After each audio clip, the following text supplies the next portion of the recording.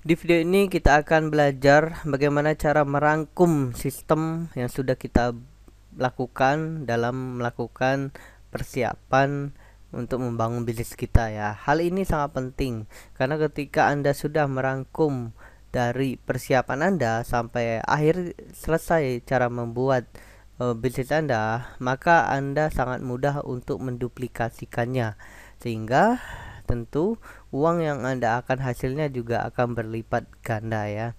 Oke, kita sudah belajar dari video-video sebelumnya bagaimana cara melakukan persiapan ya.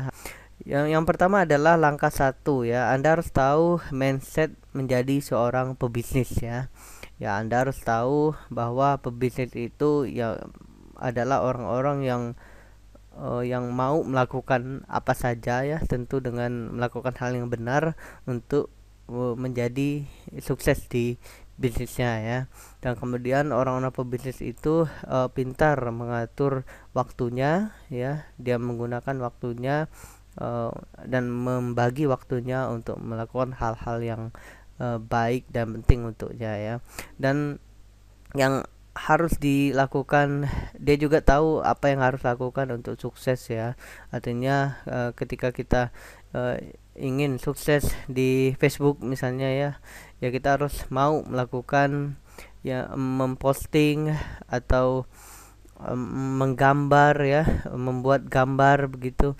Atau ketika ada orang customer kita bertanya ini berapa harganya pak, ini berapa jenis pak, ya kita mau menjawab SMS atau telepon dari customer kita ya. Itu langkah satu ya, jadi Anda harus benar-benar menjadi seorang pebisnis.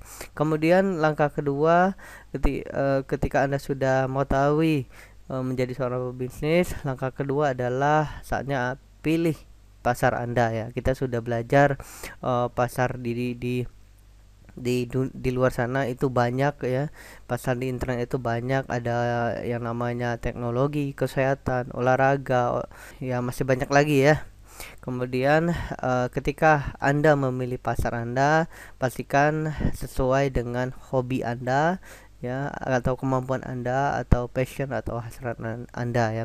Hal ini sangat penting karena ketika Anda melakukan hal-hal yang Anda sukai ya, maka akan mudah bagi Anda ya. Contoh misalnya Anda suka kecantikan ya. Jadi sesuaikan pasar Anda dengan kecantikan, atau Anda suka dengan teknologi, maka sesuaikan dengan pasar teknologi Anda. Jadi ketika Anda sudah membangun Facebook Anda, maka apapun yang ditanya oleh customer Anda, maka Anda akan bisa menjawabnya ya.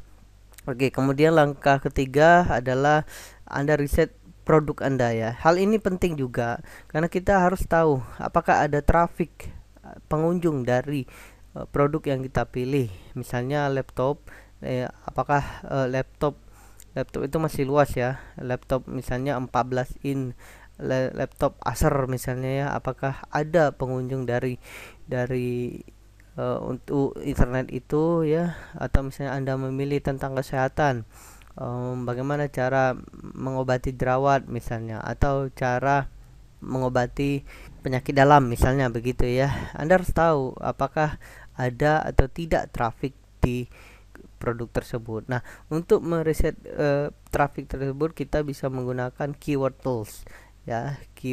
Google Keyword Tools, alamatnya ini Anda bisa menggunakannya sehingga Anda akan mendapatkan data pencari dari Google ya. Anda bisa jadikan acuan untuk menjadikan hal itu menjadi traffic Anda. Saya sangat menyarankan Anda menggunakan Google Keyword Tools ini ya, harus melebihi lebih besar dari 5.000 orang per bulan ya mencarinya. Karena ketika Anda sudah mendapatkan 5.000 ya, maka dipastikan produk atau kata kunci ya itu memiliki traffic yang besar ya.